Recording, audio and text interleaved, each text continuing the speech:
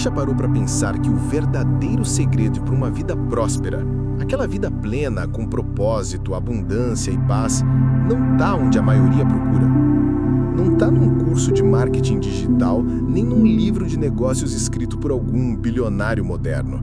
Também não está numa mentoria de luxo com acesso VIP.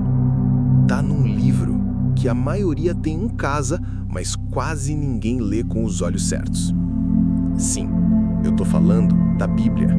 A Bíblia não é só um livro religioso. Ela é um mapa espiritual de sabedoria prática, uma fonte eterna de princípios que funcionam, se forem compreendidos com discernimento e aplicados com fé ativa. Mas por que isso quase nunca é ensinado?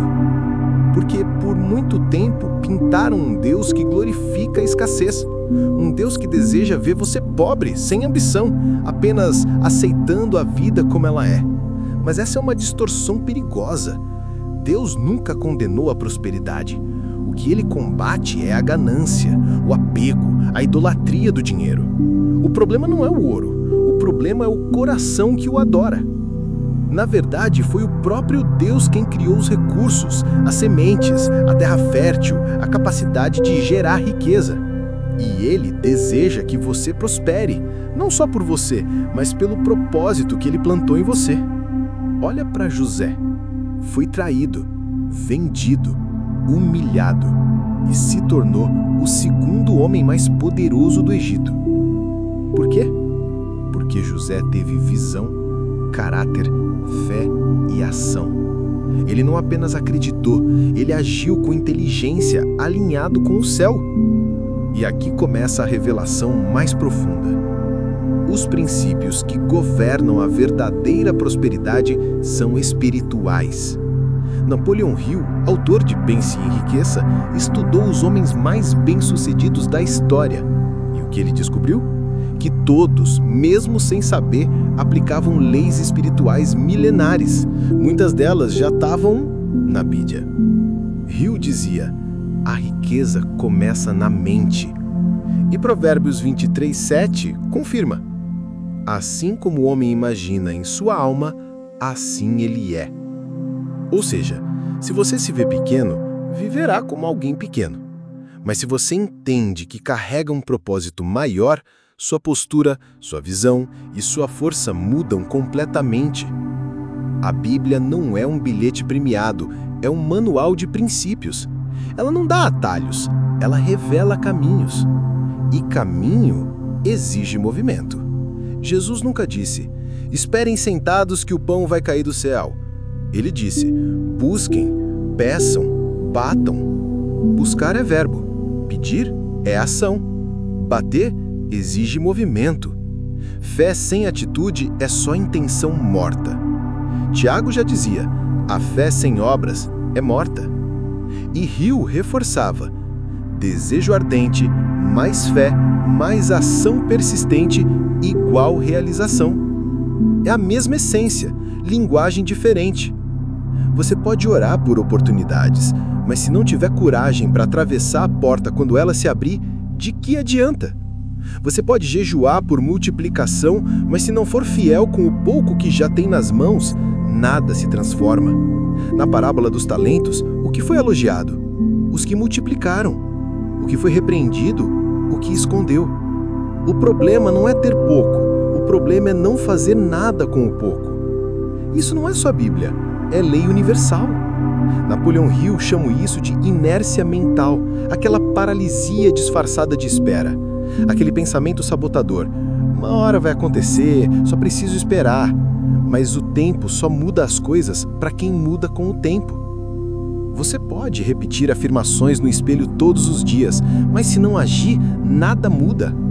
O que separa os que prosperam dos que só sonham com prosperidade? Obediência constante aos princípios. E os princípios exigem sacrifício, coragem e plantio. Não existe colheita sem semeadura. Não existe propósito sem responsabilidade. E não existe excelência sem esforço. Se você quer a vida dos seus sonhos, precisa parar de esperar e começar a construir. Isso não é castigo, isso é privilégio. Deus te deu ferramentas, uma mente poderosa, fé viva, capacidade de criar, aprender, decidir. Agora Ele espera que você use tudo isso a favor da missão que Ele plantou dentro de você. E se tudo isso está mexendo com você, escuta com atenção. Existe um padrão invisível que separa quem sobrevive de quem prospera. E esse padrão não é sorte, é posicionamento. Muita gente quer colher, mas não planta. Quer viver o melhor de Deus, mas foge do processo. Prosperidade não é acidente, é construção. E começa na mente, passa pela alma, se transforma em atitude e vira realidade. Hill dizia que a mente é como um campo fértil. Tudo que você planta ali cresce. Mas o que você anda plantando? Dúvida? Medo? Escassez? A Bíblia já dizia: não se amoldem ao padrão deste mundo, mas transformem-se pela renovação da mente. Romanos 12:2. Renovar a mente não é decorar versículos, é mudar o sistema de pensamento, é romper com a mentalidade de vítima, é se enxergar como alguém chamado para governar. Mas mudar dói, pensar diferente exige esforço.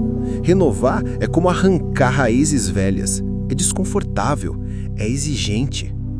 E é aí que a maioria desiste. Mas os poucos que persistem vivem o extraordinário. Hill falava sobre propósito definido, e a Bíblia confirma: sem visão, o povo perece. Provérbios 29:18. Não é falta de sorte, é falta de direção. Quem não sabe para onde vai, aceita qualquer caminho. Vive no piloto automático, sendo empurrado pela vida em vez de guiá-la. Mas quando você descobre um propósito maior, você ganha força para dizer não ao que te distrai. Você começa a selecionar o que consome: tempo, energia, atenção. E isso muda tudo. Aliás, se você está aqui até agora ouvindo com o coração aberto, é porque existe dentro de você essa chama, essa sede de verdade, essa vontade de ir além.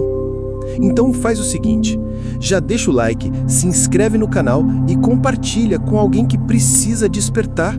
Porque essa não é só uma mensagem, é um chamado. Um chamado para viver o que Deus já sonhou com você, mas que só se manifesta quando você decide agir como quem já crê. E se você quer continuar nessa jornada de transformação, eu te faço um convite especial. Inscreva-se agora no canal, ative as notificações e deixe o seu like.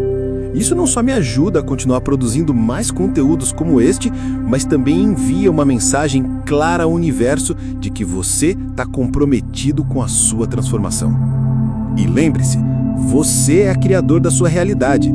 Você merece uma vida extraordinária. E ela começa agora.